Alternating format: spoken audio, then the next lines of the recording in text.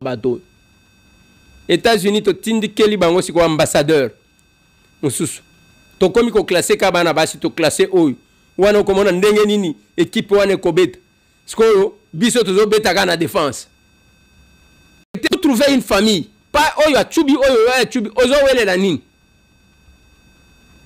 Et voilà ce que nous prêchons. Ce que nous montrons aujourd'hui. Le corps là ils ont soit bango.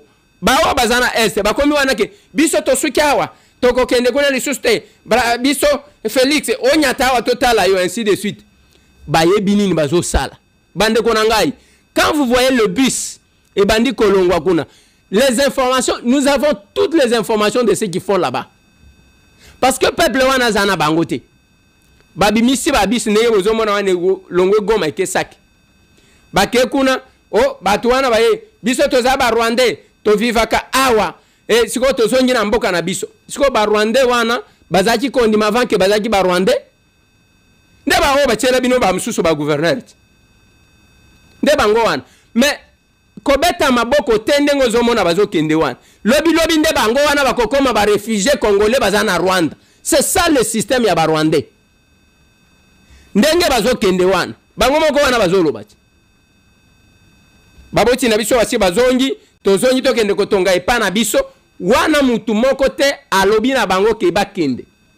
Posez-vous la question. Le territoire oyo bazo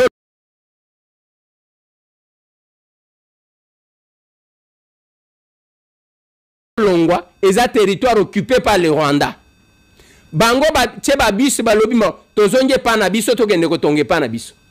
Lobi okoyoka ke tozana 400,000 familles. Il y a des réfugiés congolais depuis 30 ans. Depuis 30 ans, il y a un génocide au Rwanda. Le Congo n'y avait aucun problème. Le maréchal Mobutu était calme avant d'Inayao. Avant d'Inayao, on a aussi si la conférence nationale souveraine.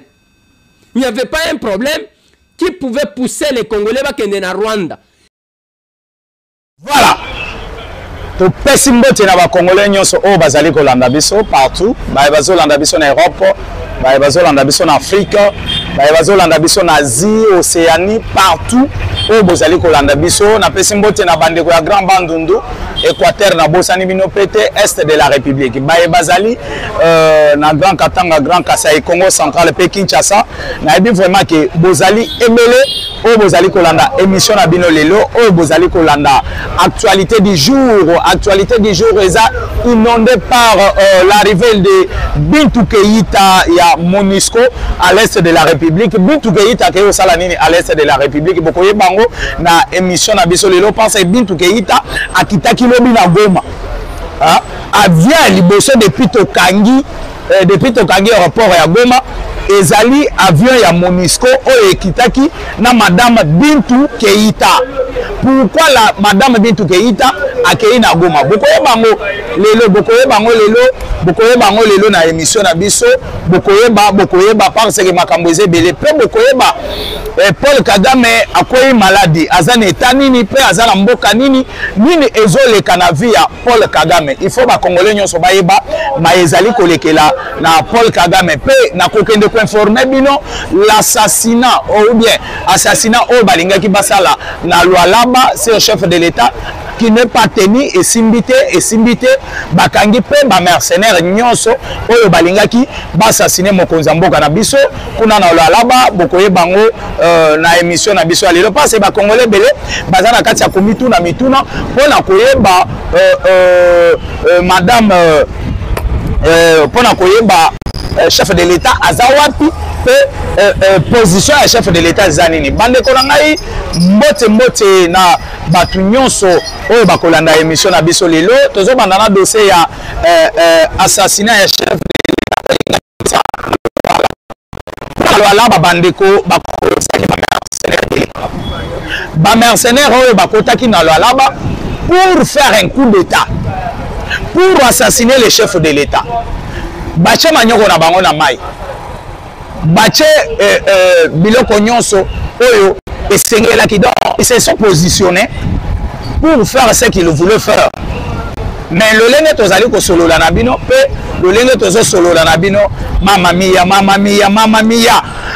le lenge tozo solola na bino bandeko na yebisi bino ke awa toza na kati ya kosolola pe awa toza na kati ya kobetela bino masolo bandeko na ngai bakongolais oyo bozolanda émission na bino nayebisi bino ke Lualaba en feu les chefs de l'État oyo vraiment azali nayeba te nabenga ye ndenge nini waza monstre waza mutu waza esprit to aza nini nayeba te Félix Antoine Tshisekedi Tshilombo aza nini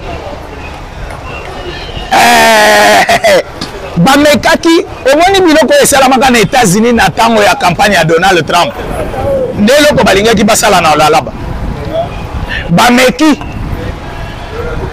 baplace bato na bango baplace déjà bamercenaire na minduki et surtout oyo azalaki likolo ya immeuble azokalikile bien abaluki na nsima ere azobaluka ayoki babloke awa lukamate mercenaire atala boye garde républicain bien munduki na ye na maboko garde républicain barécupéré batune monsieur yo komi awa ndenge nini bon azalaki déjà likolo ya immeuble bien préparé azozela cortège à chef de l'État. Mais je vais me poser des questions. Madame gouverneur ya Lualaba Fifi Masuka, est-ce que vous avez un service à sécurité te na mboka na yo? Service de renseignement ezate bato bakoti na Lualaba ndenge nini? Bakoti ndenge nini? Et bato wana na Lualaba ere tozokota na profondeur ya masolo tozokota na kati ya masolo.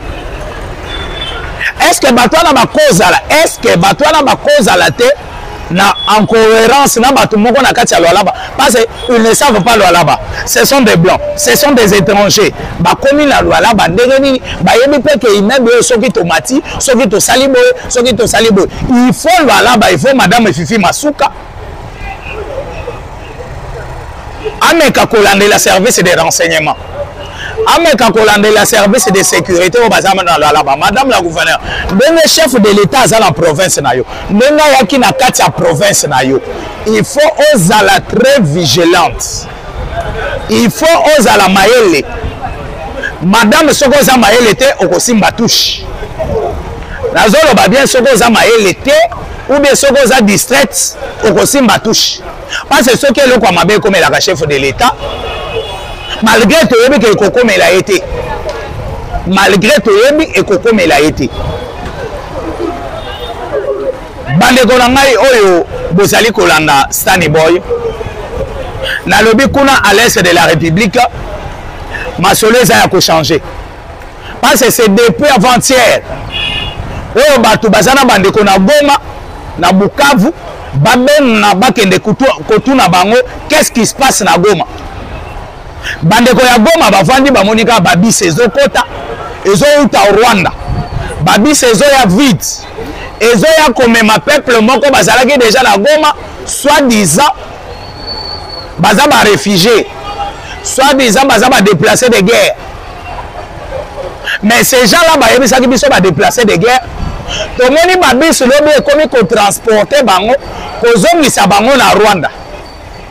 C'est depuis lobby kuna na lobby de opération même na tongawa opération ezala kati ya ko continuer babisi ya minene et kozwa bande kwana bayebisaki biso ba déplacer de guerre bazali kozongisa bango na Goma mais batwana bayaki na Goma basaleli bango même na bakan na baka ya ba déplacer balobi non ce sont des déplacés de guerre mais elle bazoya kolandela ba déplacés de guerre là on trouve que non ce sont des militaires rwandais avec basi na bango. Mais ozomona ke mboka na biso niveau tokomaki mais le gouverneur militaire o azalaki na Goma o ya uti kotika biso le général Chirimani amekaki kolandela bato koyeba ke réellement baza ba déplacer de guerre ou pas parce que aujourd'hui tout le monde va déplacer de guerre o ba yebisaki biso na Goma ba déplacer de guerre parce que baza ba camp différent tout le monde se ba komi komema bango na babis bazo kendela bango na Rwanda. Comment les déplacés de guerre qui sont congolais peuvent accepter à Komatabis pour se rendre en Rwanda? Des places c'est quoi le système ezayangwana. Et ces gens-là sont restés là pendant beaucoup de mois, soi-disant les déplacés de guerre. les déplacés de guerre. Les déplacés de guerre. Les lobes déplacés de guerre, Babongwane, Rwandais. Donc cela veut dire notre pays est qui infiltré dans le niveau moko tokoki kobeta masolote. Notre pays est qui infiltré dans le niveau tokoki kobeta masolote. Parce que imaginez-vous,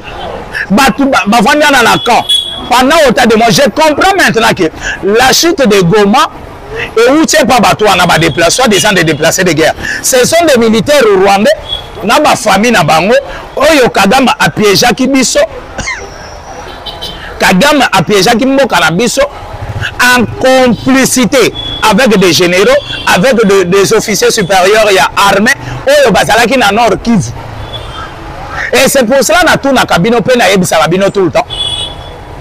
Comment les Rwandais ont raison que non? Tous na kati ya Congo pour traquer les FDLR. Mais si vous venez traquer des FDLR, mais comment pour traquer les FDLR? Tout le monde est botelemi, bokomi FDLR. Pour protéger plutôt, excusez-moi, Bazoya pour protéger les Banyamulenge et peut traquer les FDLR.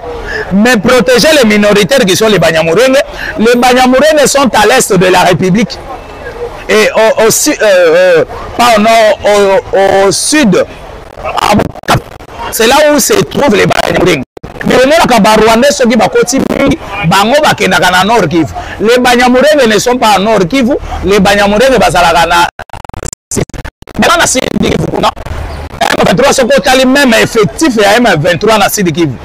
Effectif et Zamouké par rapport à effectif et M23 dans Nord Kivu.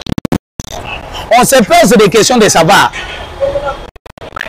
Effectif et Bazali Kola qui s'est Banyamulenge. Effectif au Bazali Kola qui s'est comment on les appelle? Il y a M23. Comment est cause pour protéger les Banyamulenge, mais ils allaient à côté Banyamulenge Bazate. Donc le plan de Kagame, c'est le Nord Kivu. Le plan de Kagame, c'est le Nord Kivu, je vous dis. Et comme le plan c'est le Nord Kivu, et nous, notre problème, c'est le Nord Kivu. Nous, notre problème, c'est le Nord Kivu. Et les Rwandais aussi, leur problème, c'est le Nord Kivu. Parce que Bazali n'a qu'à raisonner. Bazali n'a qu'à penser que Nord Kivu, c'est la. Ezali, Bisika, Bango, Bazali, qu'on pensait, Kocha, le Tutsi Power, dans Nord Kivu. Et une partie du sud Kivu. Bazali, qu'on préparait et Sikawana, on a Kocha, Tutsi Power. Et le Tutsi Power, Bakozala. Bisikawana sous la houlette de Paul Kagame, sous la houlette de Kabila, dirigé par Paul Kagame. Ce qui Bolandi très bien. Ce qui Bolandi très bien. L'Ananga très bien. L'Ananga très bien. Vendez ça vraiment. Vendez ça vraiment. Kitinayo bien. Olanda Masolo na lingina betelayo. Et toyebi saki batu Kagame Kabila na yebi saki bino na émission passée comment Moïse Nyarugabo est devenu maintenant le directeur des cabinets de Kabila. Kabila kendaki en réunion na Moïse Nyarugabo kuna na Rwanda.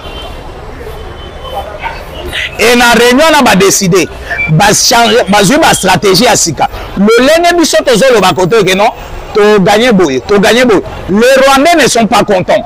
Les Rwandais sont en train aussi de se préparer et chercher comment de renverser aussi les tendances que vous avez de l'autre côté. Et de renverser aussi les plans où Bissoto Zali commenter côté Bissoto Zali. Rwandais peut passer côté la réunion.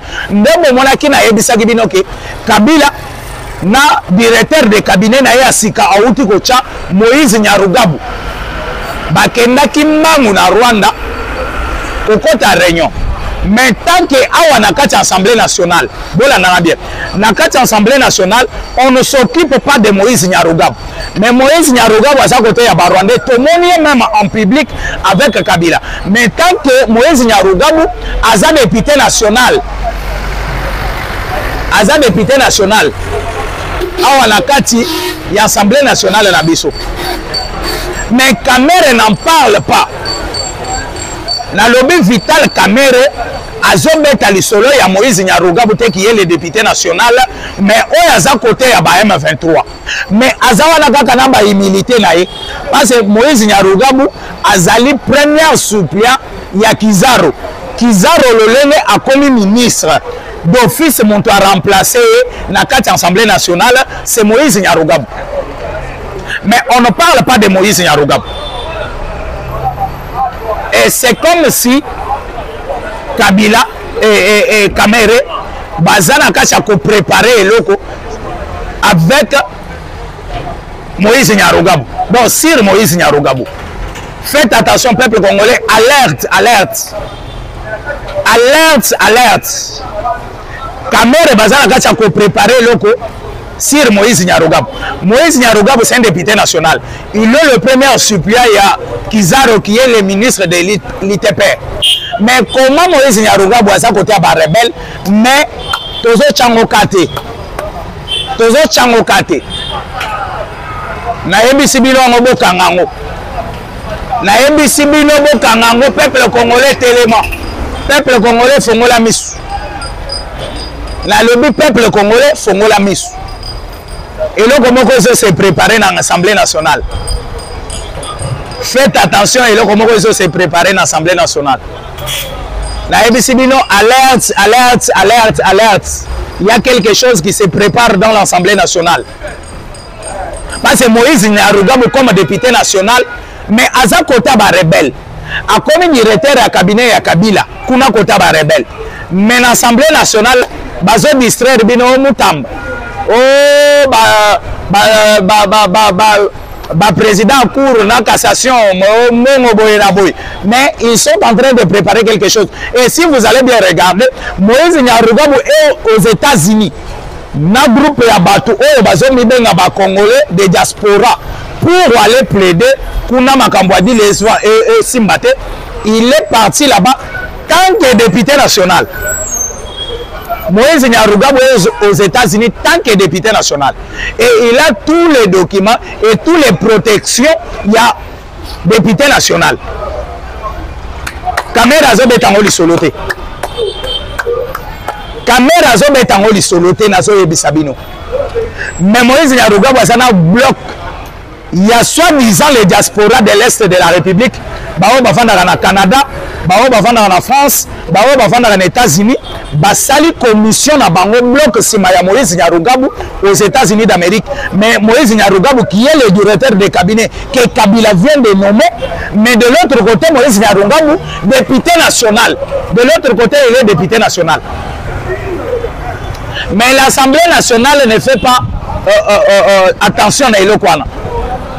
Assemblée nationale basali bazo sala keba na Elokwana te. Bokeba bokeba bokeba bokeba. Bokeba bokeba bokeba. Complicité eza makasi na likambwana.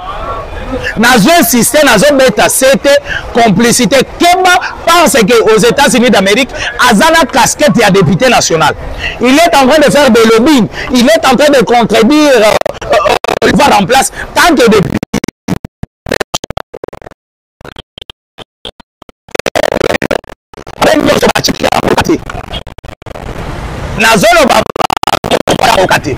les Banyamourenga sont de traîtres. Je vous dis bien, tous les Banyamourenga sont des traîtres.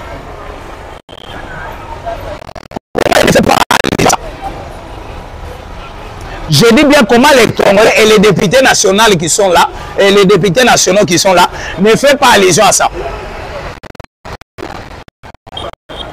Ma député, l'histoire de Moïse Nyarugabo que non, Aza député, Aza l'un de vous. Bokeba, bokeba, bokeba, bokeba, bokeba. Et les Américains et les gens qui sont là peuvent croire peuvent croire na Moïse Nyarugabo parce qu'il est député national. Il va se présenter comme un opposant, mais député national. Il est venu plaider avec les Congolais derrière lui et les Congolais qui sont de l'Est de la République, comme lui est élu Bazabeli, il y a Sidi Kivu, toujours de l'Est de la République. Faites attention. Faites attention. Et du moins que les États-Unis baza avertis, bah il bien que bah Rwanda baza la très rusé.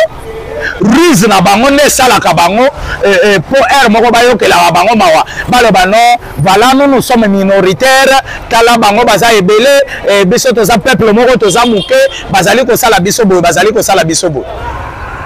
Ça je vous dis Congolais chalitoyi la nanga eloko moko ezo salimana ezala kati ko se préparer na kati Assemblée nationale.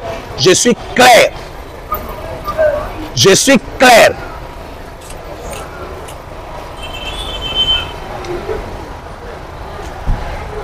Je suis clair na makambo zoloba. Ceux qui vont tirer attention te toko regretter na bino. Toko regretter na bino. Keba masu aedinda kana libongo. Eyeti eleki libongo yango masu ebandi kodinda.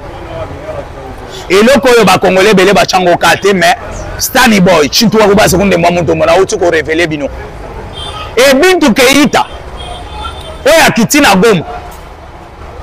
Depuis bakanga Goma, depuis aéroport ya Goma ezo salate. Avion ya liboso yo kitana Goma ekitaki lobi. Eza avion ya Monisco. Bintu Keita oya sali communiquer na ye très clair. Ya koyebisa na ba Rwandais avant qu'il soit les 15. Avant qu'il soit les 15.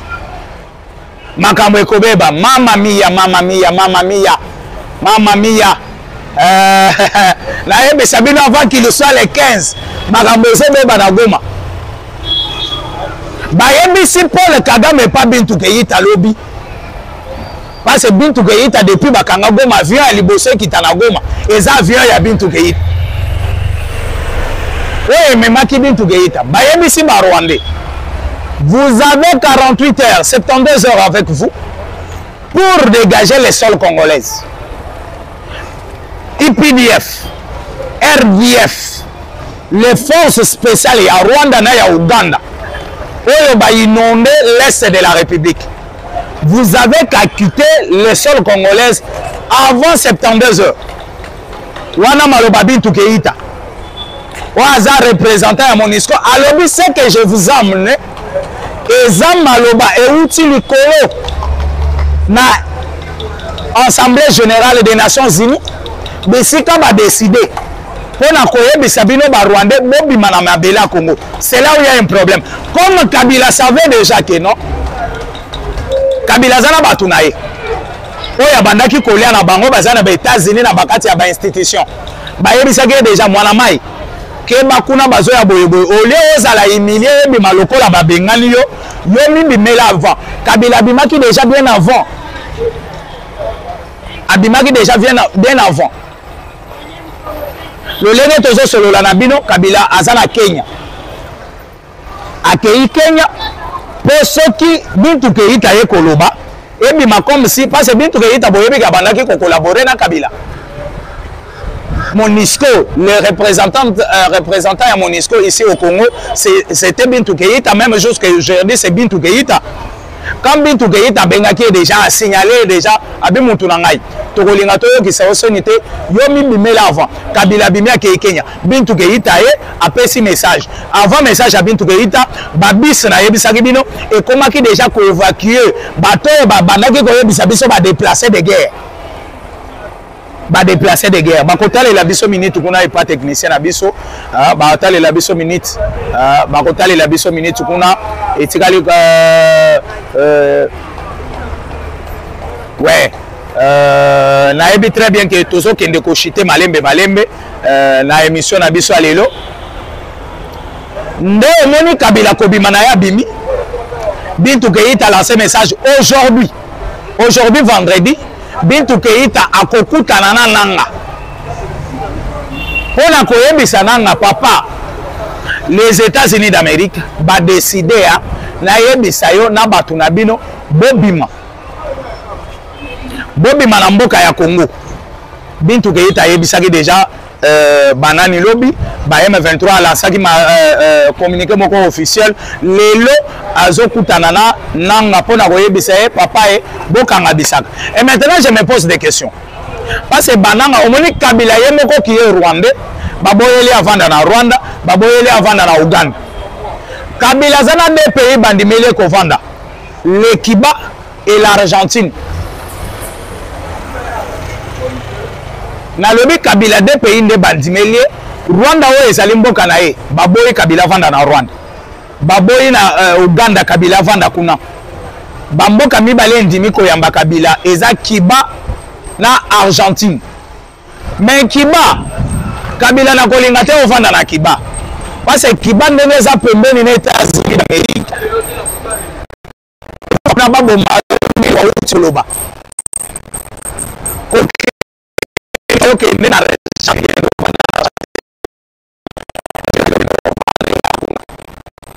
okuvanda kuna na kimia et bintu keita bapesa mission na ponani parce que les États-Unis basemeur du trouble à l'est de l'UNESCO bolandaki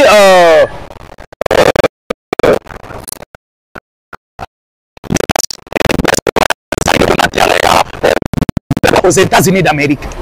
Le coordonnateur de Blackwater qui est le numéro 1 de Blackwater. Blackwater ezali groupe moko ya armée privé ya monsieur Eric Prince. Oyo azali ko travailler Eric Prince alobaka boye. Aloba bien que ce qui se passe à l'est de la République démocratique du Congo MONUSCO baebi parce que c'est la MONUSCO batu bazali kozwa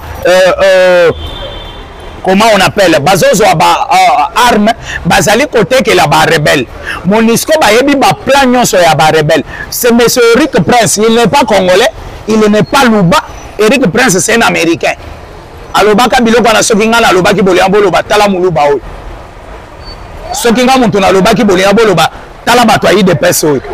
Mais comme monsieur Eric Prince aza américain bozanga ki maloba ya koloba mutu moko te abimi pona ko contredire monsieur Eric Prince abakisa ki alobi boye désordre oyo MONUSCO azali ko semer à l'est de la République ezali parce que baza basoda oyo bazokende kozwa na tiers monde na ba pays oyo na ba pays oyo ya pasi na ba province oyo ba pasi pesa makasi bazokoma na Goma minuki oyo bazali kopesa bango pona ko défendre peuple ya Goma bango bazali kozwa kopesa ngo ba rebelle et les rebelles vont s'en servir de minuki ya ba MONUSCO bato bazalo ba biloko banani ba américain bato bazalo ba biloko ba américain bato ayi de PST ba congolais pété baluba pété wana bozola manga très bien. Et non, moni bapesi bintu keita mission wana. Bayerisi bintu keita lolenge bino batu bosalaki des ordres. Bino batu bobomisi à l'est de la République. Parce que nazo yebisa bino à l'est de la République nous sommes déjà à plus de 14 millions de morts. Et déjà 14 millions et ça pas même nombre de peuple à Rwanda. Rwanda bazana 7 millions quelque chose. Donc fade peuple à Rwanda ne batu bakoufi à l'est de la République. Donc batu bakoufi à l'est de la République. Deux fois peuple à Rwanda.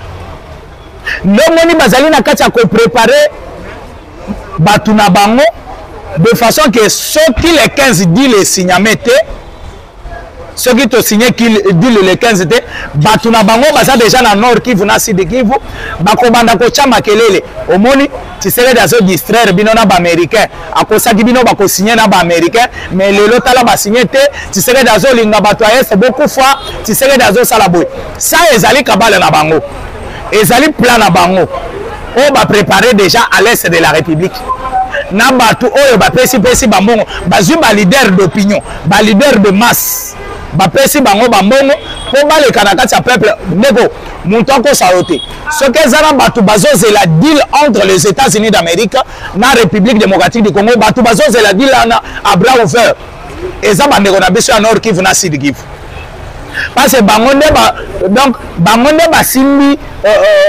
basimbi souffrance na maboko bango nde bapalpe souffrance ya République démocratique du Congo omoni na Kinshasa tozoloba tozosouffrir bato bamoni souffrance na miso basimbi yango mpe na maboko eza bandeko na biso baza na este eza bandeko na biso baza mama mia nazoyebisa bino ke eza ya koyinda makasi eza ya koyinda makasi à l'est de la République. Je pense très bien que nazana suka ya émission nanga soki bozali kolanda biso nazana suka ya émission nanga bino bato bozali kolanda nga partout nazana suka ya émission numéro nanga lolenge tozo solola pona koyeba que la République démocratique du Congo ezali mboka oyo ebele bayebaki te ke lelo tokokoma na niveau oyo tokomi lelo tokozala vraiment na niveau oyo tozaleli si la République démocratique du Congo Félix Antoine Tshisekedi Tshilombo ayaka te mboka oyo mitraille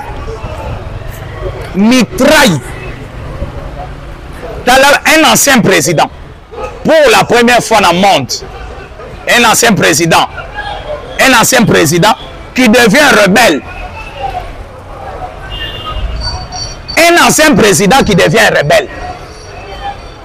toyebisaki bino ke mboko oyo eza na maboko ya bapaya tala bato ya UDPS oyo tala baluba oyo tala boye mais comment ancien président yo wana akomi rebelle bandeko je pense très bien que lelo nazali kosuka awa mon numéro est plus 243 82 75 76 085 bo s'abonner bino nyonso na Stani Boy Stani Boy bokoti na Stani Boy na okoti bo s'abonner na ba chaîne partenaire na biso nyonso o bozali kolanda nga bo s'abonner pe bozala vraiment ebele bo même émission na bino lobi na kobanda na maladie ya Paul Kagame lobi samedi nazo banda na maladie ya Paul Kagame pe na yebisa bino ke Paul Kagame aza hospitalisé na mboka nini azwaki yango lipa